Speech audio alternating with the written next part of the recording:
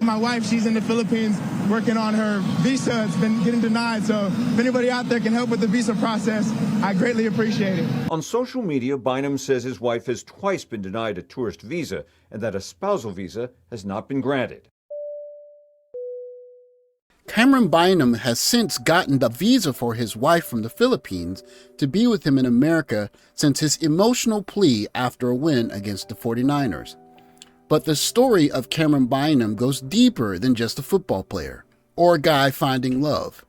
It speaks to the complexity of the American experience, the black male experience, and how in 2023, the search for love and the rules for finding it have been completely rewritten.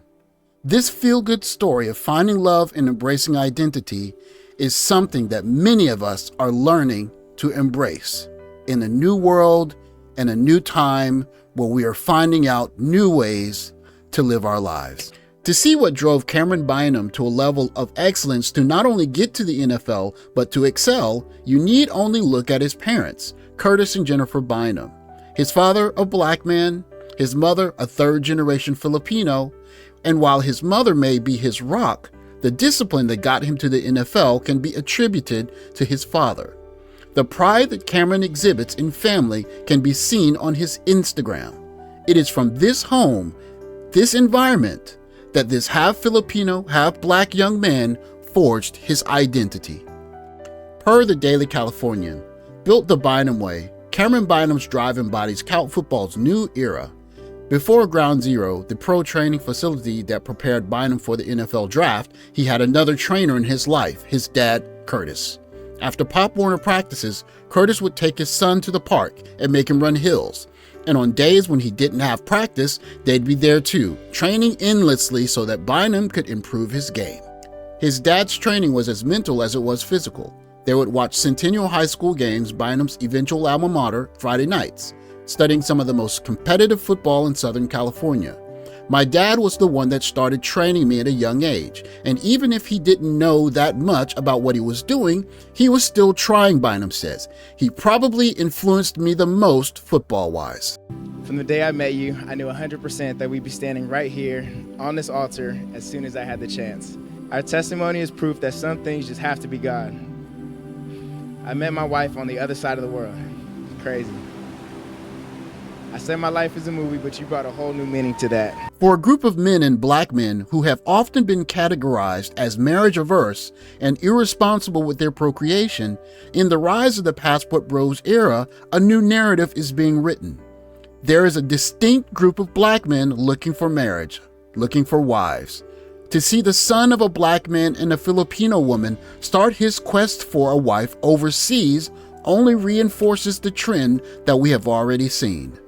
A man who avoided engagement throughout his college years and even during his stint in the NFL, found his Filipino bride and married her inside of a year.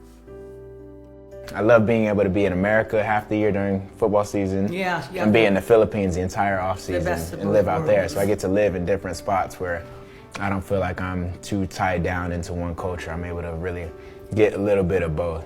And that's one thing I love about being in the NFL. It's a blessing because obviously we work half the year and then we get a real off season, like real off time where I can go explore out there.